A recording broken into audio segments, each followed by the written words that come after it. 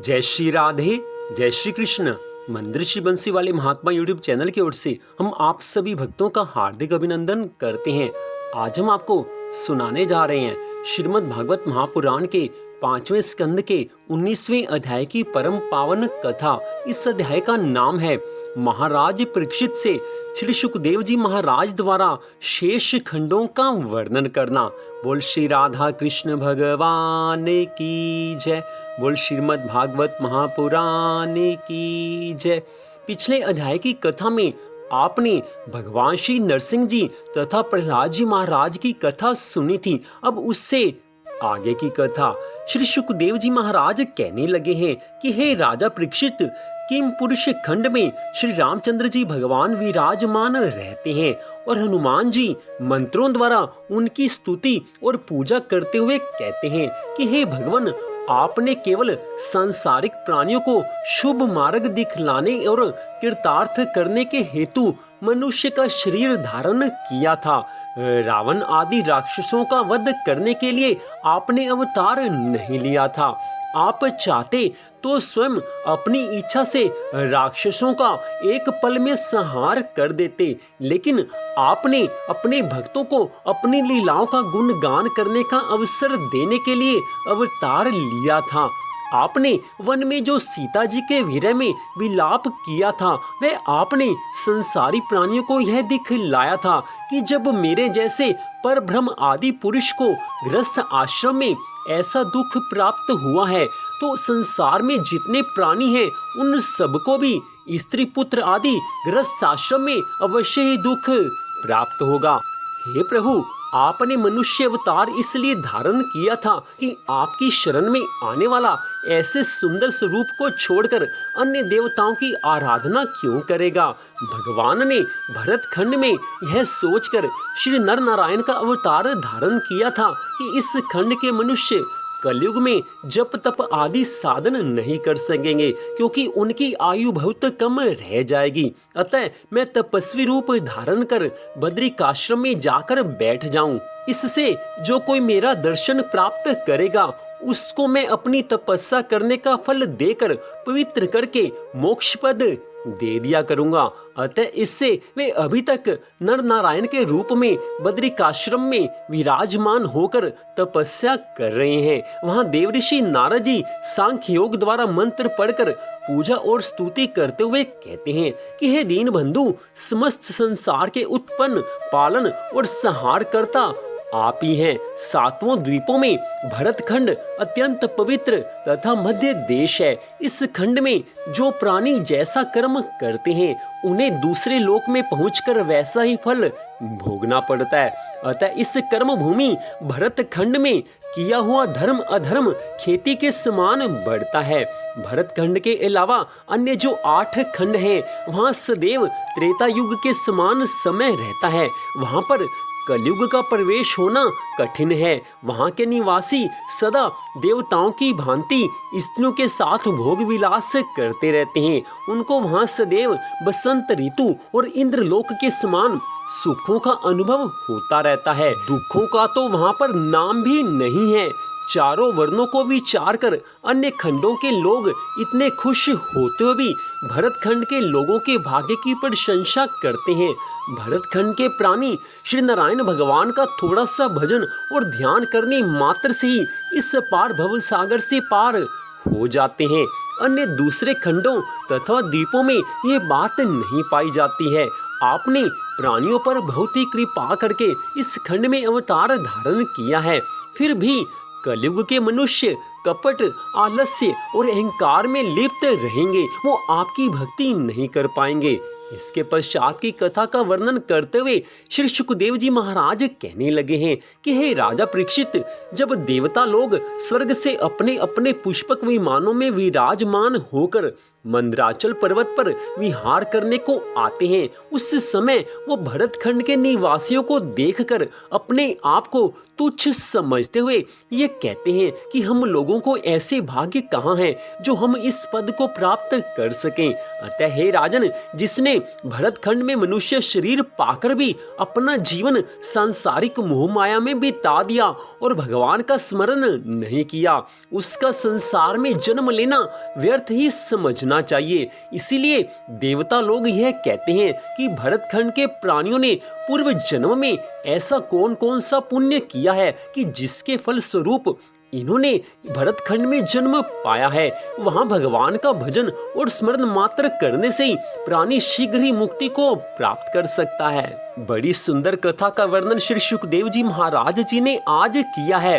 भरतखंड के मनुष्यों की वो बार बार महिमा का गुण गान करते हैं। यहाँ तक कि सभी देवी देवता भी भरतखंड में जन्म लेने वाले मनुष्यों का गुण गान करते हैं, क्योंकि भरतखंड अर्थात जिस भरतखंड में हमारा ये भारत देश है उसी को भरतखंड कहा जाता है। अर्थात सभी देवी देवता तक भी भारतवर्ष के मनुष्यों की सदा महिमा का गुणगान करते हैं, क्योंकि इस भरतखंड में, इस भारत की पावन भूमि में जो मनुष्य शुभ कर्म करते हैं, भगवान की भक्ति करते हैं, वो अपार भव सागर से पार हो जाते हैं। लेकिन साथ ही देवता ये भी कहते हैं कि जिन मनुष्यों ने इस भरतखंड में, इस धर्म भूमि में जन्म लेकर भी भगवान की भक्ति नहीं की, कभी भगवान को याद नहीं किया, उनका मनुष्य का जन्म लेना असफल ही हो गया। उन्होंने अपना मनुष्य का जीवन व्यर्थ गंवा दिया है और ये मनुष्य जीवन दोबारा जल्दी मिलने वाला नहीं है। जो एक बार भी मनुष्य का जीवन व्यर्थ गंवा देता है उसको फिर से 84 लाख योनियों में बार बार भटकना पड़ता है। भगवान की अनंत कृपा से मनुष्य का यह जो जीवन मिला है, उस मनुष्य जीवन में भगवान की आराधना, भगवान की भक्ति करनी ही चाहिए। जब देवी देवता तक भी भगवान की प्राप्ति के लिए इस भरतखंड में जन्म लेने की इच्छा रखते हैं, लेकिन उनका सौभाग्य ऐसा नहीं है कि इस भरतखंड में आकर भगवान की भक्ति कर सकें। यहाँ पर ध्यान देने योग्य बात यह है कि जो देवी देवता होते हैं उनको भगवान की भक्ति करने का अधिकार नहीं है, क्योंकि उन्होंने अपने जो इस धरती पर शुभ कर्म किए थे उसके फल स्वरूप उनको स्वर्ग आदि में स्थान मिला है। लेकिन भगवान की भक्ति करने का उनको अधिकार नहीं है, क्योंकि देवताओं की योनि भोग योनि है, उसमें नए कर्म नहीं किए जा सकते। जो उन्होंने पहले इस धरा धाम पर, इस भारत भूमि पर जो उन्होंने शुभ कर्म किए थे, लेकिन भगवान को नहीं चाहा, शुभ कर्म करने के फल स्वरूप उनको देवताओं की पदवी मिल गई, लेकिन भगवान नहीं मिले। अगर भगवान की भक्ति उन्होंने की हुई होती तो भगवान उनको मिल जाते, और जब तक भगवान किसी को नहीं मिलेंगे तब तक मनुष्य कभी किसी योनि में, कभी किसी योनि में आता जाता रहेगा। देवताओं की योनि भी भोग योनि है, वो भी कभी ना कभी उस देवताओं की योनि से नीचे आएंगे, क्योंकि देवी देवता भी एक निश्चित अवधि के लिए स्वर्ग में स्थान पाते हैं। जैसे ही उनके पुण्य कर्म समाप्त हो जाते हैं उनको फिर से इस धरती पर जन्म लेना पड़ता है, और जब धरती पर वो जन्म लेते हैं उसके बाद फिर से वो नए कर्म करते हैं, और कर्म करने के फल स्वरूप उन्होंने जैसे कर्म किए होते हैं वैसा उनको आगे भोगने पड़ते हैं।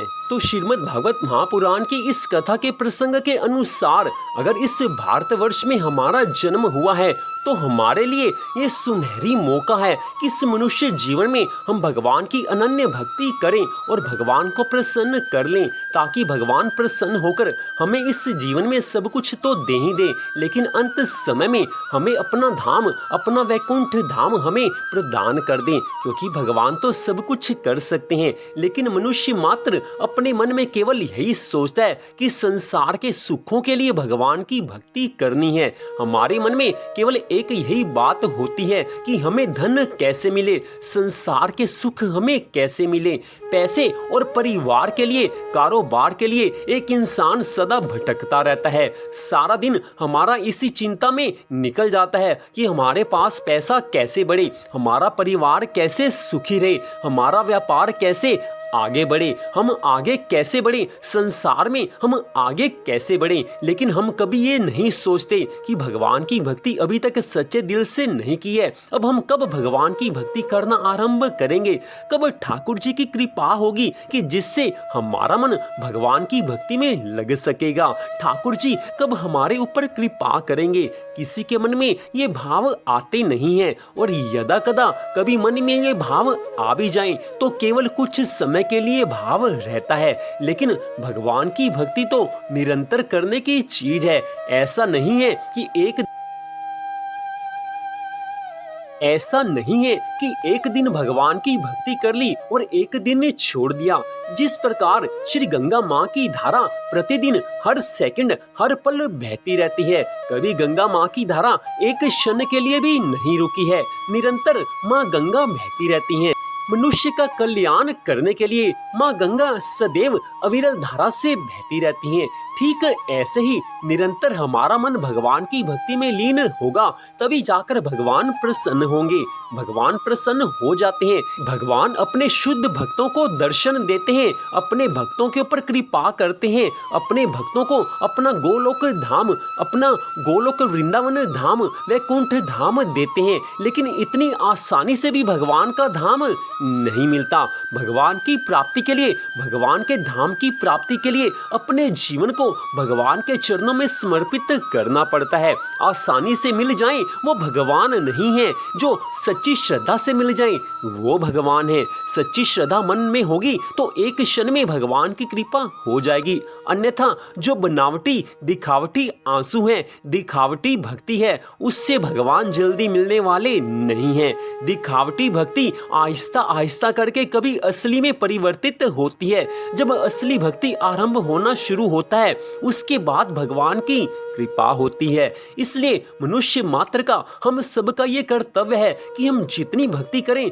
सच्ची श्रद्धा भावना से करें। सच्ची श्रद्धा भावना से की गई भगवान की भक्ति को भगवान अपने आप बढ़ा देते हैं। जैसे जैसे भक्ति में हमारा मन लगता जाता है, वैसे वैसे हमें ज्ञान मिलता जाता है, और जैसे जैसे हमारे मन में ज्ञान आता रहता है, ठीक वैसे वैसे हमें लगने लगता है कि संसार एक धोखा है, संसार एक माया समान है। इस माया में जो अटक गया, जो भटक गया, वो कभी भगवान की प्राप्ति नहीं कर सकता। तो भगवान की प्राप्ति करने के लिए श्रीमद् भागवत महापुराण की कथा को आप सुन रहे हैं। इस कथा को सुनकर जिसने अपने जीवन को परिवर्तित कर लिया, जिसने अपने जीवन को थोड़ा सा भी बदल लिया, उसके ऊपर भगवान की अनंत कृपा होगी।